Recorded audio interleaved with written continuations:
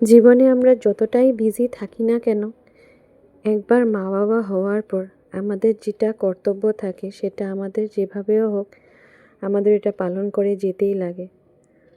তো আমি রিসেন্টলি ডিব্রুগড়ে গেছিলাম আমার বাপের বাড়িতে কোনো একটা দরকারে। তো আমরা বাইরে ব্রেকফাস্ট করে নিয়েছিলাম। অ্যাকচুয়ালি আমাদের কাছে একদমই সময় ছিল না। আমার ছোট পুচকিটার ভ্যাকসিন ছিল সেই দিন। তো ও প্রচুর কান্নাকাটি করছে, আমাদের আসতে অল্প লেট হয়ে গেছিলো।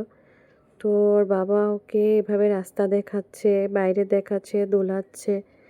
আমাদের দুজনেরই খুব ভয় লাগতেছিল, কেন কি এটা ওর ফার্স্ট ভ্যাকসিন ছিল।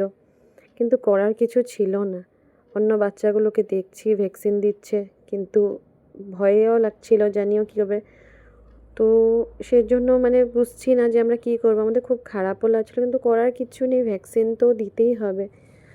তো ওকে যখন ভ্যাকসিন দেওয়া হচ্ছিল তখন আমি মুখটাকে ঘুরিয়ে রেখেছিলাম, কারণ আমি যে ইঞ্জেকশনটা নিজে নেওয়ার সময় সহ্য করতে পারি না, আমার বাচ্চাগুলোকে দেওয়ার সময় সহ্য করতে পারি।